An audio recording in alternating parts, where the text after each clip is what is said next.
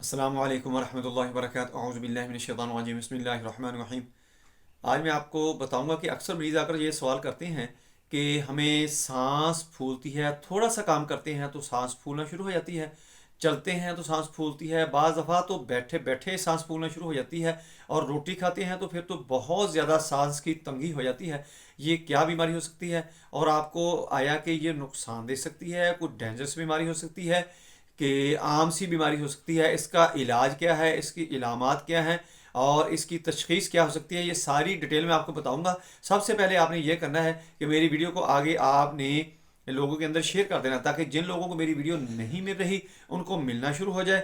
और आपने इस वीडियो को अच्छी तरह देखना है, सुनना है, समझना है, आपको बहुत ज़्यादा फ़ायदा होगा। मैं हूं डॉक्टर हाफिज़ अब्दुल अंजम, आप देख रहे हैं यूट्यूब चैनल। मेरा आज का जो मौजू है वो है दिल की कमज़ोरी का इलाज, हार्ट वीकनेस ट्रीटमेंट। दोस्तों, जिन लोगों का दिल कमज़ोर होता है, हार्ट कमज़ोर होता है, वीक होता है, उनको अक्सर सांस फूलता है, दिल की धड़कन बढ़ जाती है, थोड़ा सा भी आवाज़, ऊंची आवाज़ आए या कोई खटका हो तो उसी वक्त दिल तेज़ी से धड़कना शुरू हो जाता है। ये इलामत होती है, सिम्टम होती है कि इसका दिल कमज़ोर है। जिन लोगों का दिल कमज़ोर होता है, फिर आहिस्ता आहिस्ता वो पंपिंग जब कम करता है तो आगे से जो खून की वेनें होती हैं, शरयानें होती हैं, वो भी सिकुड़ना शुरू हो जाती हैं। जब वो सिकुड़ जाती हैं तो फिर दिल को बहुत ज़्यादा ज़ोर लगाना पड़ता है, जिसकी वजह से उसका सांस फूलना शुरू हो जाता है। और इसके साथ साथ ये भी होता है कि खून के अंदर गाढ़ापन आ जाता है, जिसकी वजह से नालियों में से ये जो शरयानें होती हैं, वरीदें होती हैं, इसमें से खून को गुजरना, आना जाना जो होता है वो मुश्किल होता है।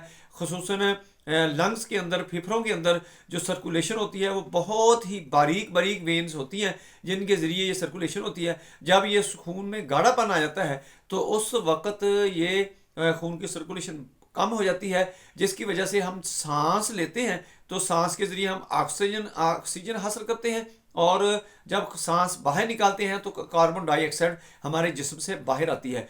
और ये जो ऑक्सीजन हमारे अंदर जाती है, ये यहाँ पर लंग्स हमारे होते हैं, लंग्स के अंदर से होती हुई ये लंग्स यहाँ ख़त्म होते हैं, वहाँ पर एल्वियोलाई होती हैं, उसके आगे बारीक बारीक परतें होती हैं, इधर से ऑक्सीजन कन्वर्ट होती है, वहाँ से कार्बन डाइऑक्साइड वापस आती है और खून के अंदर ये गर्दिश करना शुरू कर देती है।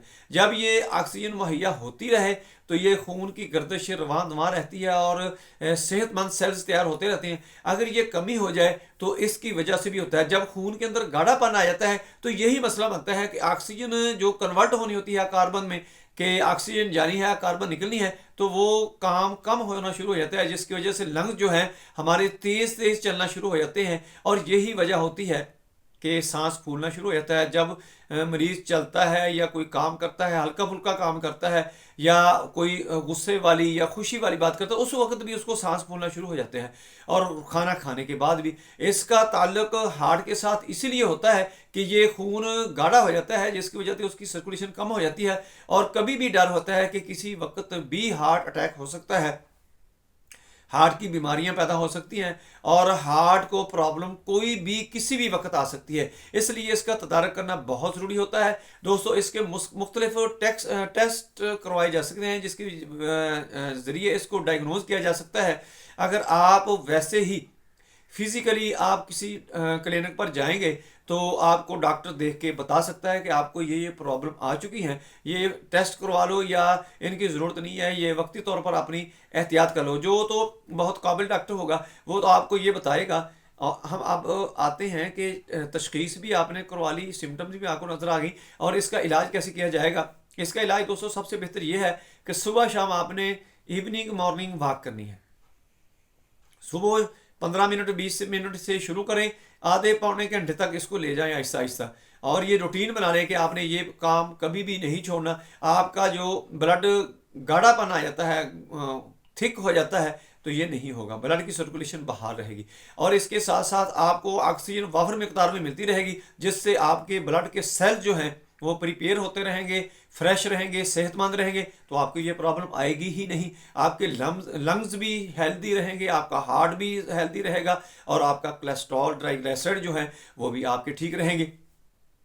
इसके साथ साथ आपने फास्ट फूड जो है उसको आपने छोड़ देना है। अपना लाइफस्टाइल आपने देखना है कि रात गए तक आपने नहीं जागना और सुबह देर तक आपने सोते नहीं रहना।